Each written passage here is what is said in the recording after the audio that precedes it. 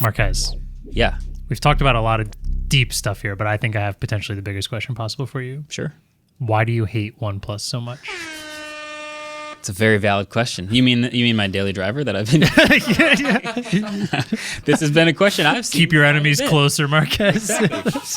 No, we did a video on silicon carbon batteries, and this video got a mixed reception, and obviously I have thoughts on it, but I'll have all the details here. Basically, it's a story of like corporate risk assessment, which is not the most interesting thing, but it's very connected to technology because there are companies out there using silicon carbon batteries. There are lots of companies out there not using silicon carbon batteries in smartphones specifically, and we talk a lot about smartphones. So after the year and a half of me making lots of videos on smartphones that have silicon carbon batteries and me raving about them and being like, why aren't these other guys doing that? Decided to dig a little bit more into why those other guys aren't doing that. And also have been getting lots of emails, as you can imagine, from people going, hey, we're not idiots. We have thought a lot about this, and there's a certain risk tolerance that this company has and a couple concerns that these companies have about potentially using silicon carbon batteries. I'd say it got to the point where over the past year, you would mention it, and we would have comments that are like, hey, moron, they're not doing it because of blah, blah, blah. Like, yeah. It's come up a few times, even on this podcast, we've mentioned, like, I think you mentioned it too. Yeah, the Google engineer at Google I/O last year pulled me aside and was like, you guys keep asking why we're not using it, and here are the reasons we're not using it. So I just was like, I just mentioned that he mentioned that to me. Yeah. That's all I said. Yeah. And also I had a bunch of versions of that over the last couple of years. So I'm like, all right, let me just put all of this together into one video, because I imagine not everyone knows this stuff. Not everyone gets pulled aside by a Google engineer at I/O to hear about this stuff. So essentially put together a video on what some of those companies are thinking about silicon carbon and why they're not using it, so that we can have the whole picture. I'm still going to love silicon carbon batteries and praise them, and that's why I'm using this phone and phones like it with incredible battery life. But there were a couple of things people didn't like about that video. Probably two main things. One was the thumbnail. Totally valid. It was like a little bit spicy, and I think this is an interesting enough topic without the debate about clickbait, so I just changed the thumbnail. But then two was that, I didn't name drop the exact people who had been emailing me over the years or which companies who had pulled me aside and said these things, and it kind of felt like, oh, I'm like a mouthpiece for them, like I'm protecting them and justifying them. I'm actually like a secret silicon carbon hater or something like that. I think a lot of people didn't make it all the way through the video and just left with that impression. So I figured it was valid to sort of explain it all with someone who's actually willing to join the podcast and put their expertise in front of everyone and explain. So we have Shen joining us from HTC. I don't know if he's been on the podcast. He's been on the podcast. He's been on the podcast once before? Okay, because we've talked I think to him twice. And so HTC obviously does lots of different devices now at this point in XR, and obviously have done smartphones in the past, RIP. But they obviously work with batteries a lot. So he works with batteries and the corporate risk assessment profile of a company who has to decide what types of batteries to use. So I figured this would be informative and interesting. You don't have to hear it from me, but you get all the information at a deeper level. So let's play that quick interview for you now, and then we'll come back right after. So, okay, Shen, thank you for doing this. I appreciate the time. I think we should just start off with what's your position? What are your credentials? Because people want to know how you know this stuff first. So who are you? What do you do? Okay, I'm Shen. I look after global product management at HTC. I've been here for almost 11 years now, but I've been running product for the past 5.5 years here at our headquarters. So I look after product from conception to all the way to end of life. When we do, so I don't work on phones anymore, but I work on a lot of things where things like batteries are important. So like XR headsets, right? Generally, what you'll find in the market is about 2 hours. And I would say also with things like smart glasses that we just launched, the compactness of them is also really important. And then one last thing is considering that they're right on your head. Yeah. We are actually generally more safety conscious than others when it comes to the battery safety itself. That's a really good jumping off point, because obviously we talked about silicon carbon batteries, regular lithium ion batteries we've seen for years. And I mostly was, talking about them in the context of smartphones, but paint me a picture of what this landscape is like. We've had these batteries for a long time. There's been tons of advancements. And I've started talking about silicon carbon batteries for like the last year or two in smartphones as a really big deal, like a pretty big leap. But obviously there's some risk assessment there. So when you look at just batteries in general, silicon carbon versus the typical battery, what are you seeing? So I'm still a massive smartphone fan. So things like silicon carbon batteries do get me excited, especially at the idea of capacity increasing so much. Yeah. But when it comes to the industry itself, I think because batteries are such a high energy density item, everyone is usually a lot more wary of it. The way a battery can usually go wrong is when it expands, it swells, thermal runaway, usually maybe it's like shorts inside. And some of them don't even have to come from any structural, like dropping your phone, right? Like batteries that charge below freezing can sometimes have an issue where the lithium deposits itself as a metal, and that's pretty much an irreversible process. It can cause gas expansion, and it can cause shorts itself. So there are loads of these different things we have to consider when looking at new chemistries, and so it depends on the kind of company you are, right? So I did see the video, and I do agree with you.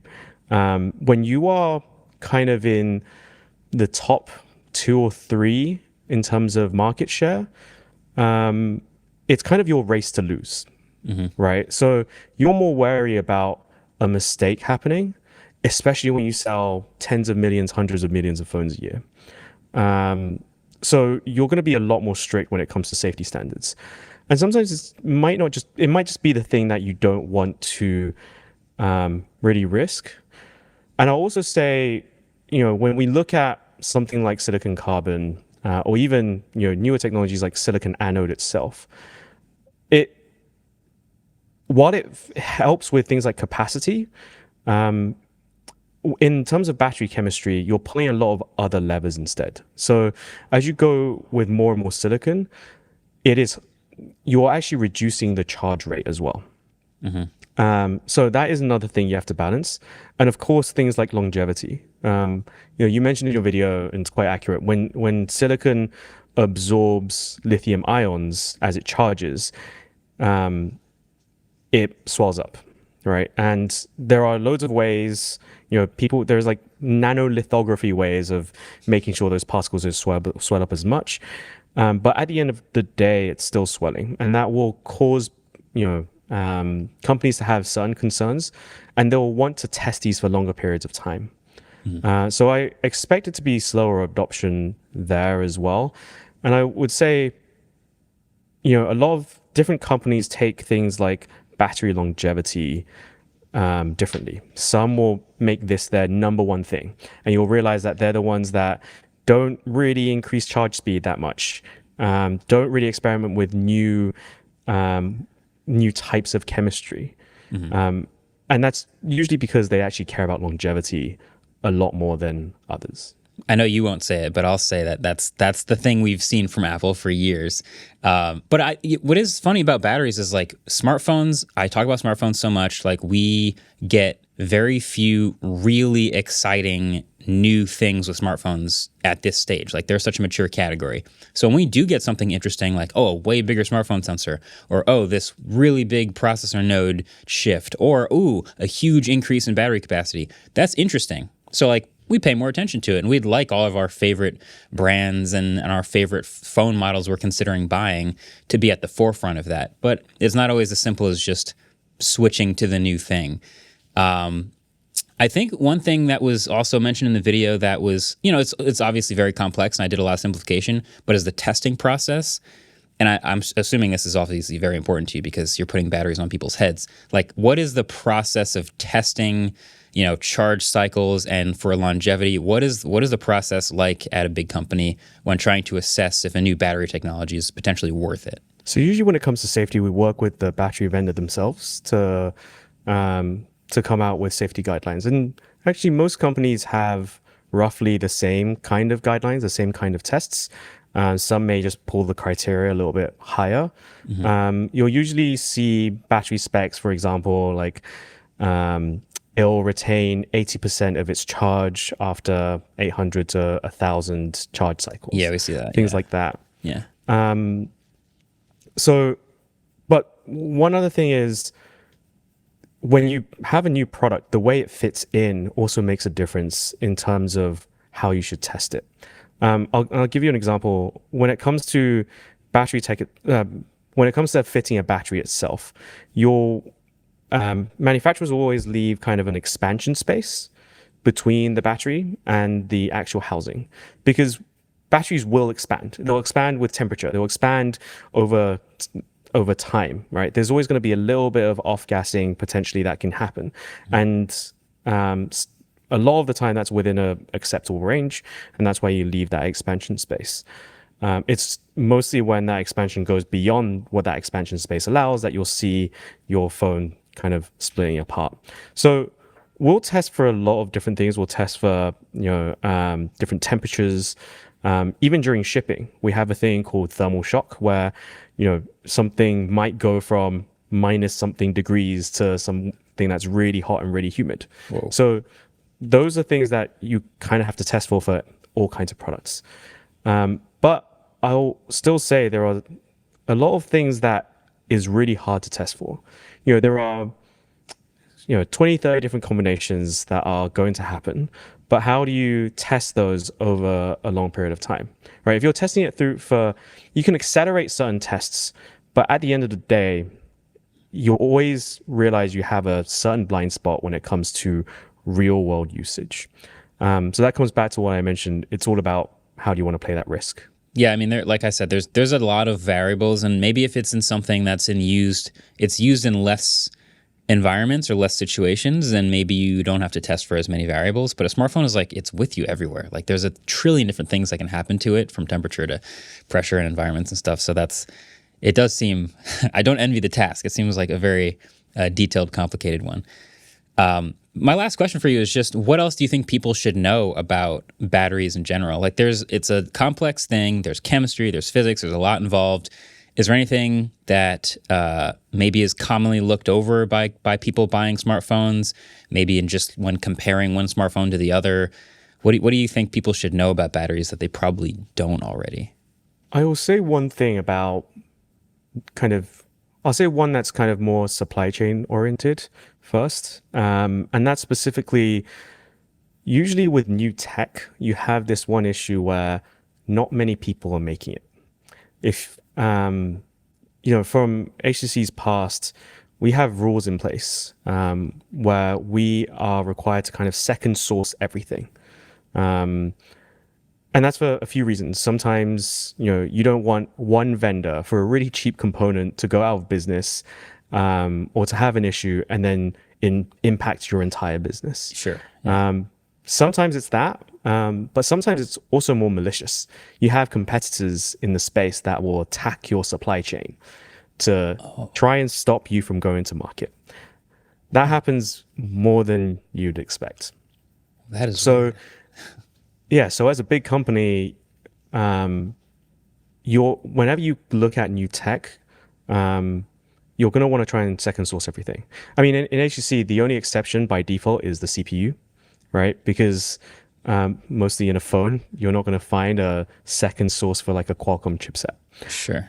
But you can second source most things. And then if we have to waive anything for any reason, that usually has to go through an approval process. So that is one thing to consider, which is at the scale of certain companies, they're going to be required to second source those because they don't want their sales to tank because one supplier couldn't make batteries anymore for them. Mm-hmm. Yeah. Or any other component.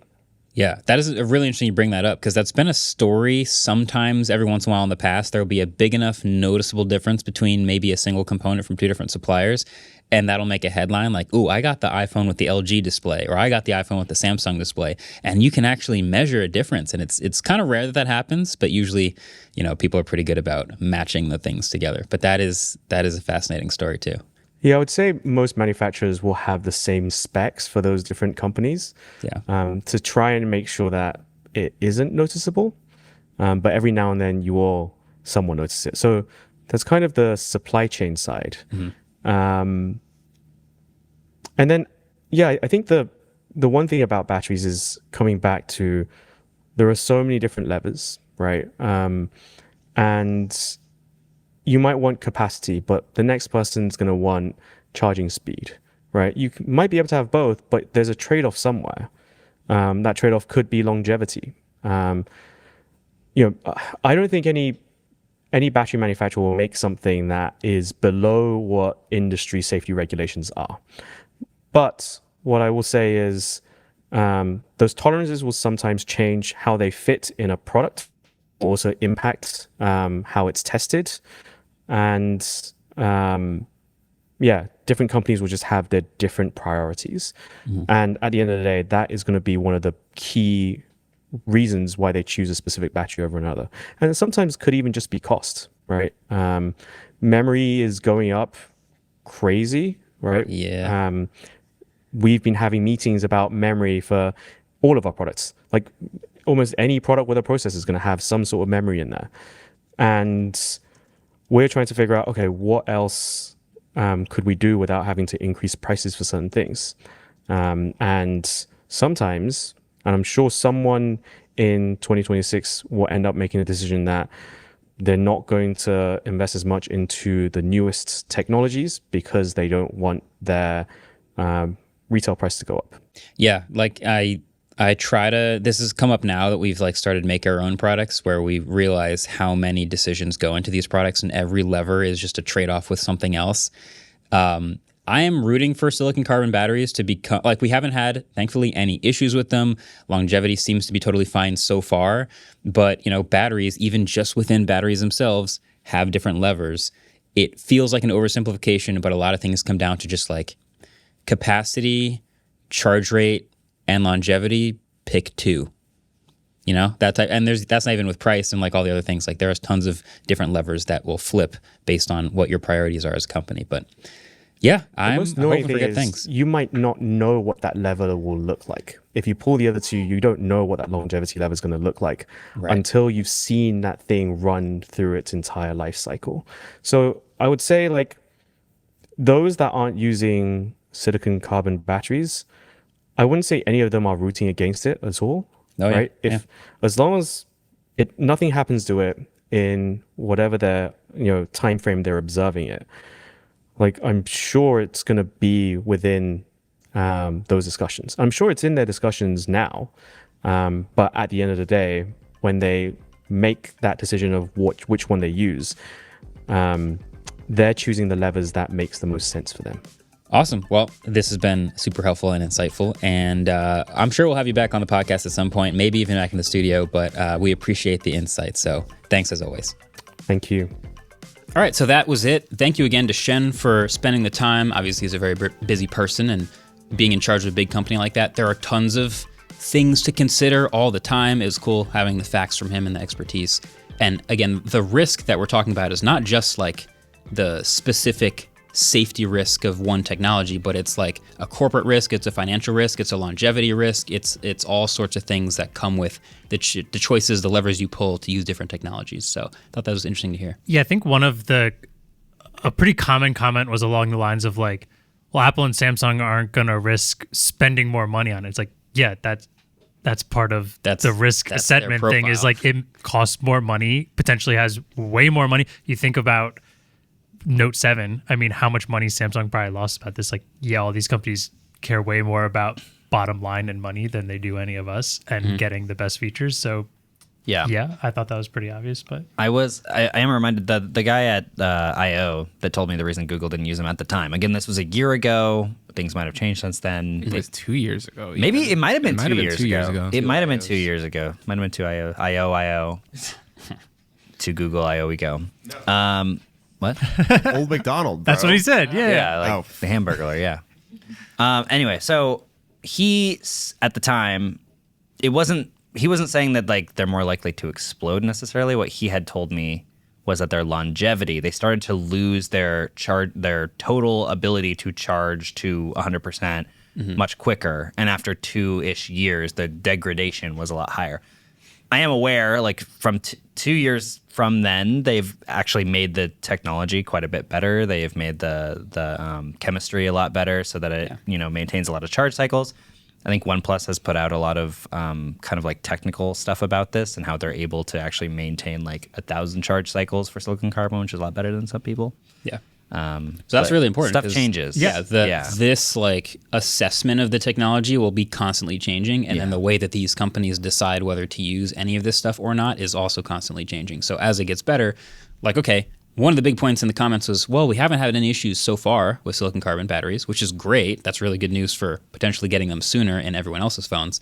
But yeah, this stuff is constantly evolving. And it's newish to the point where like it's only been out for like 2 years. Exactly. So like, yeah, we're not going to see, if there are any problems, we're not going to start seeing it until like a year from now or so. And the variable of humankind is so much more insane than anything you can test in a lab. I mean, we've seen how many folds have been folded 100,000 times in a lab, and people are breaking them broken in within like a week. 2 weeks. Yeah, we peeled the screen protector off of the first fold immediately. Like us as humans destroy things, and when it's something that has a little bit of a more dangerous potential, it's just like, even if that's so small, the news cycle of if that potentially happens is so big. And we talk about how, like, when YouTube makes a change and it's like, oh, we're only testing this on 1% of customers, but then you realize what 1% is for YouTube. Yeah. Then that's like a lot of people. It's the same with like Samsung sells an insane amount of phones, right? So like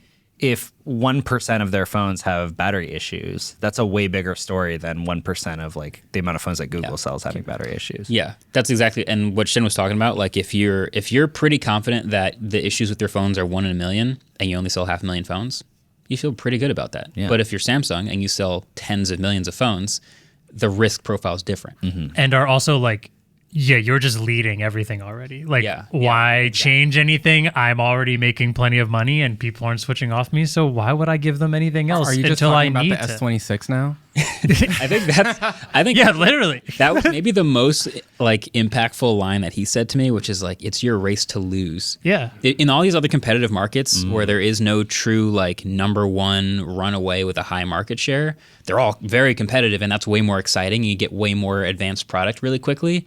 And then, like I said in that video, here in the US, where market share is kind of stacked for a couple companies, they are, I mean, we see it, they are so passive about a lot of stuff. So that's their risk assessment profile. The S23 is the S24 is the S25 is probably going to be the S26. S23 plus. New boxes. Plus. Yeah, Note 3 plus. My thing too is like, I feel like if there's one thing I can trust and believe in, it's that these companies want to make more money.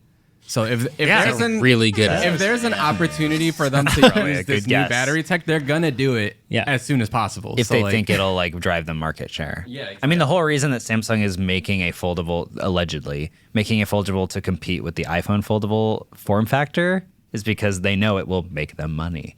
Because people are like, oh, I love that shape, but I want to be on Android. Also, Samsung has some pretty bad PTSD with the Note 7 explosion. I was just thinking about that. So. That was 2016, right? I think it was 2017. 2017, so almost a decade ago. Yeah. I always find myself saying like, hey, and you know what happened to Samsung?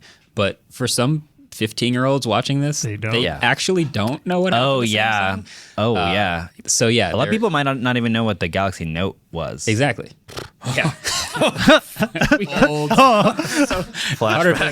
of the age verification is what happened to Samsung. So funny. There was a time where you had to choose between having an Android phone that came with a stylus or air travel. That's true. Yeah. Yeah, because you could not bring a Galaxy Note 7 on a plane. For those that don't know, the Galaxy Note 7, notably, appreciate it, started exploding a lot. And even there's 96 cases total, I think. That's a lot, bro. It is a lot. It's a lot, but in the grand scheme of things, it's not really that much. I only exploded 96 times. It's not that big a deal. That's the thing, especially knowing that while you're sleeping, your phone could randomly explode like that. I would not. Yeah. So they recalled it, and then they just didn't end up replacing it, which was very funny. They did later release the Note 7 Fan Edition. For those who the OGs. really want to Note 7. Really wanted to know someone. Yeah. Yeah. Like I said, lithium-ion batteries aren't perfect either. No. It's just they have some level of risk all the way across the board. Can I throw something out there also just about the video? Just as an explanation, the reason we showed the jerry-rig everything fold like smoking in the video is because when we were looking over the script, someone at the studio was like, oh, I don't know what the term thermal runaway means. So rather than just putting this big explanation there, I guess it's not a big explanation, but we're like, we'll show footage of what a thermal runaway is. We don't have that silicon carbon.